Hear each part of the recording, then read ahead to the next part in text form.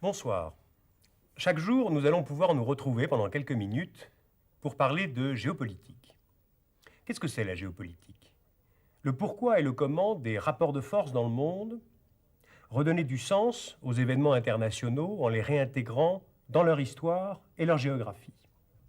L'émission est née de l'envie de vous faire partager les travaux des chercheurs, français bien sûr, mais aussi d'un peu tous les pays. Leur distance est parfois bien utile pour suivre les grandes évolutions internationales. Mais la recherche a besoin de temps, de lenteur. Alors je vous propose qu'une fois par jour, nous cessions de nous dépêcher. Nous nous arrêterons sur un événement, un seul, pour essayer de le comprendre, l'approfondir, faire un peu de prospective, bref, s'offrir le luxe de réfléchir. Mais pour s'affranchir de l'urgence, nous évoquerons ce qui est actuel sans être nécessairement d'actualité. Cela me conduira à d'autres choix que ceux imposés par la dernière nouvelle du jour, le Telex de ce matin. Lorsqu'il y a une quinzaine d'années, Alstom a décidé de construire un train à grande vitesse, aurions-nous alors imaginé que le TGV allait à ce point modifier la carte de la France et demain celle de l'Europe? Autre exemple, Gorbatchev, dans quelques mois, va se rendre au Japon. Dans un tout prochain dossier, je vais traiter ce sujet parce que cette visite peut avoir toute une chaîne de conséquences. Sachez simplement qu'elle se déroulera, cette visite, sur fond de contentieux historiques, de bases stratégiques et d'îles Kouril. La géographie, justement. Pour bien vous montrer les contraintes qu'elle fait peser sur les affaires du monde, nous avons voulu qu'elle soit très présente. D'abord, les cartes de géographie sont belles, elles sont passionnantes et elles sont méconnues. Tellement méconnues que c'est sans doute la première fois qu'elles sont présentées en tant que telles, et pas en tant que schéma, à la télévision. Regardez, le décor ici n'est pas juste un décor, il est le sujet même de l'émission. Cette planisphère, ce sera notre instrument de travail. Afin de la matérialiser et d'en rendre facile son usage quotidien, nous l'avons représentée ici comme une carte de géographie accrochée au mur, sous forme de planisphère mobile. Et cette mobilité, dans le sens giratoire de la Terre, est essentielle. Car il faut se déshabituer de prendre Paris ou le méridien de Greenwich, c'est-à-dire comme toujours l'Europe, pour point de départ obligé à partir duquel on regarde le reste du monde. Vous la voyez, la planisphère est nue, naturelle, comme vide de l'influence ou de la marque des hommes. Et chaque jour, elle arrêtera sa course sur la zone étudiée, sur le méridien correspondant au sujet du jour, c'est-à-dire Pékin, ou Rotterdam, ou le Venezuela. Alors apparaîtront les frontières, les noms de pays, les noms de villes concernées. Comme fond de carte et comme projection, j'ai choisi la représentation du géographe allemand Arno Peters, car son grand intérêt est de travailler avec une unité d'échelle, c'est-à-dire des superficies comparables de pays à pays. Les voies de communication en sont plus lisibles, les reliefs évidents et les déserts bien jaunes. C'est à partir de telles cartes d'état-major, mais plus précises encore, que travaillent les industriels de chez Nissan avant de décider une implantation au Royaume-Uni, ou les militaires français avant l'envoi de troupes en Arabie Saoudite. Pour les militaires, les stratèges, les urbanistes, cette analogie de terrain est tout à fait indispensable. La décision politique et économique est difficile. Elle est faite de nombreuses options.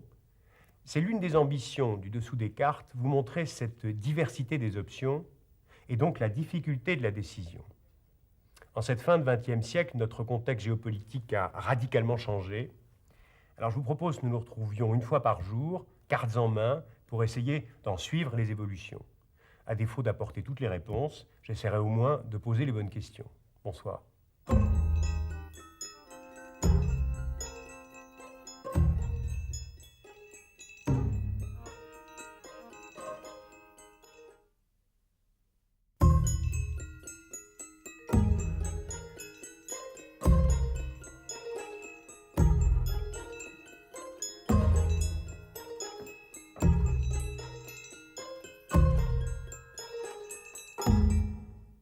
Bonsoir. Gorbatchev va se rendre au Japon en avril 1991. Cette visite annoncée peut avoir toute une chaîne de conséquences assez intéressantes à analyser, à envisager à l'avance. D'abord, ce sera Gorbatchev à Tokyo une première historique. La première fois qu'un chef d'État soviétique se rend au Japon depuis 1905, c'est-à-dire depuis la défaite russe à Port-Arthur devant la flotte impériale japonaise. Ensuite, ce sera la première tentative sérieuse pour dépasser le contentieux territorial qui existe entre les deux pays depuis 1945. En 1945, Staline avait accepté de faire entrer l'URSS dans la guerre contre le Japon impérial en échange d'une annexion d'une partie du territoire japonais. Et cette annexion a porté sur les îles Kouriles. 45 ans après cette annexion, les îles Kouriles sont toujours sous souveraineté soviétique. L'opinion publique japonaise, à vrai dire, ne comprend pas très bien pourquoi l'immense URSS a besoin de ce chapelet de petites îles, alors que le Japon, qui est un petit pays, en tout cas par sa superficie, très peuplé, s'en trouve privé. La réponse est, une fois encore, dans la géographie. Regardons la carte. L'essentiel de la flotte de guerre soviétique du Pacifique est basé à Sakhaline et à Vladivostok, juste en face du Japon. Elle a fait de la mer d'Okhotsk une sorte de Mare Nostrum. Contrôler les Kouriles, c'est donc contrôler une des voies de sortie vers l'océan Pacifique. L'URSS maintient là des forces armées non négligeables qui permettent de surveiller des détroits très serrés, comme le détroit de Nemuro, que vous voyez là, où il n'y a que 7 kilomètres entre le nord de la grande île du Japon, Hokkaido, et Kunashiri, la dernière des Kouriles, qui est donc soviétique. Gorbatchev détient donc à la fois un atout de souveraineté et un atout stratégique. Dans ces conditions, peut-il lâcher du lest, c'est-à-dire lâcher du terrain en échange de capitaux japonais? A priori, pourquoi pas? D'abord, les choses ont tout de même beaucoup changé ces dernières années. La détente s'est instaurée entre les deux grands, l'URSS a de plus en plus de difficultés économiques, et puis le dirigeant soviétique nous a habitués à des retournements de politique et de situation relativement brutaux. C'est ce qui vient de se passer avec l'Allemagne. Est-ce que ce schéma-là peut être reproduit sur le Japon? Dans le cas du Japon, c'est peut-être un petit peu plus compliqué pour au moins deux raisons. La première, d'abord pour des raisons internes à l'URSS. Rendre les Kouriles, ce serait immanquablement perçu comme la suite du bradage de l'Empire. Et puis deuxièmement, vis-à-vis du Japon, ce serait reconnaître à ce pays le statut de deuxième grande puissance mondiale, après les États-Unis, et pour l'URSS, c'est tout de même un peu dur à avaler. Alors, la position du Japon maintenant, c'est de savoir si le Japon peut se passer du marché soviétique, c'est-à-dire est prêt à accepter que dans les 10 ans qui viennent, le marché soviétique s'équipe de technologies occidentales et pas de technologies japonaises. Vous voyez, l'enjeu est très important et dans la décennie qui s'ouvre, on est au fond face à 3 hypothèses de travail. La première hypothèse, c'est que les deux pays, l'URSS et le Japon, ont intérêt à cette réconciliation. Ils tournent la page, chacun y voit son intérêt. Le Japon récupère les Kouriles et l'URSS bénéficie d'une aide massive japonaise. Deuxième hypothèse, les performances économiques et financières du Japon finissent par inquiéter tout le monde. Et la réconciliation russo-américaine se fait en fait sur le dos des Japonais, c'est-à-dire c'est une thèse que l'on pourrait qualifier les blancs contre les jaunes. Troisième hypothèse, malgré les tensions commerciales entre le Japon et les États-Unis, cette relation perdure dans un espace pacifique appelé à se développer de plus en plus, dans lequel l'URSS n'a qu'une place mineure. Voilà les 3 grandes hypothèses. Moi, je penche plutôt pour la troisième, mais c'est bien sûr à vous d'y réfléchir.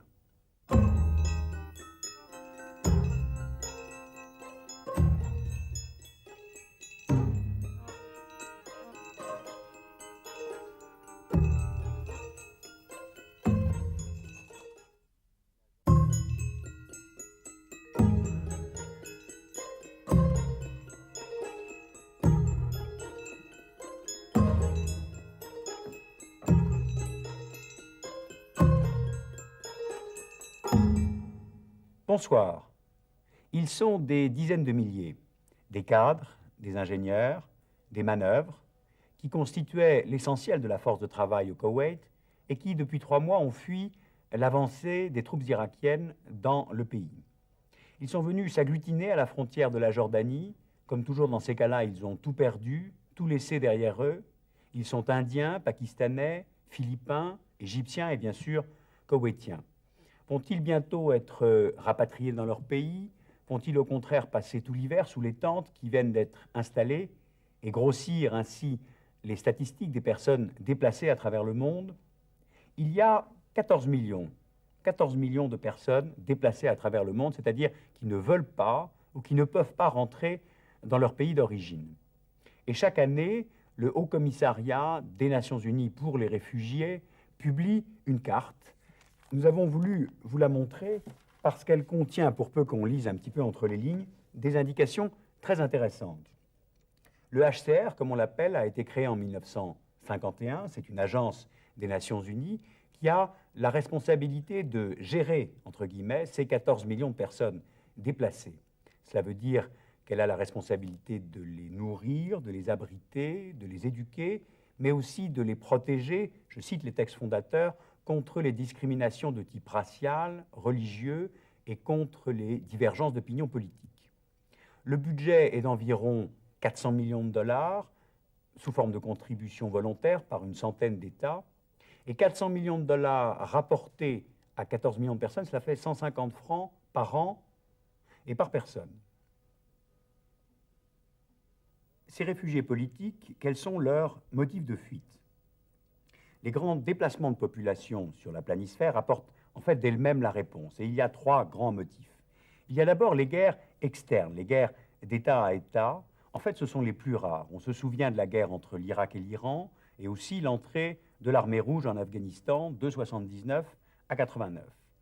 Il y a, deuxièmement, les guerres civiles, c'est-à-dire des conflits militaires ouverts à l'intérieur d'un même pays. Le Cambodge, l'Éthiopie, le Mozambique, le Sri Lanka. Et puis, troisième motif, il y a les régimes de dictature et d'oppression.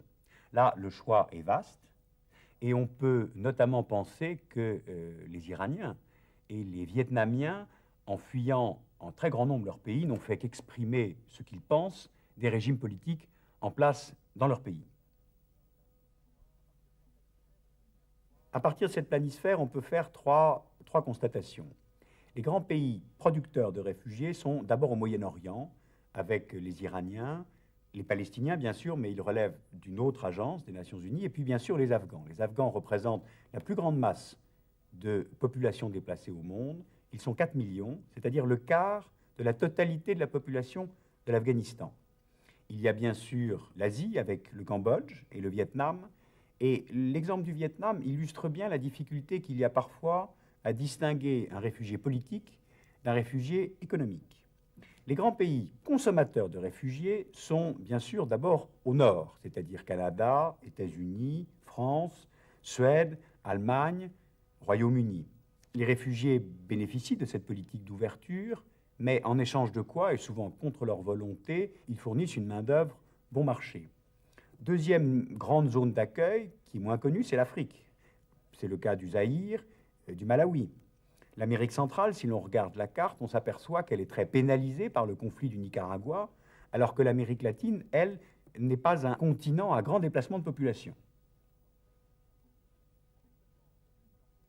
Avec seulement 2000 employés à travers le monde, le HCR fait un travail assez exceptionnel.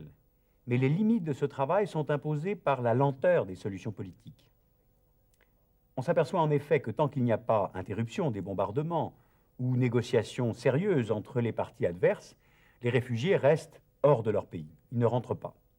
Ce qui fait que des situations censées être provisoires deviennent durables, voire interminables.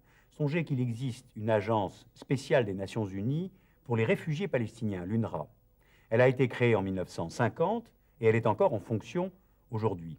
Cela s'appelle entériner des états de fait, organiser le malheur pour le soulager.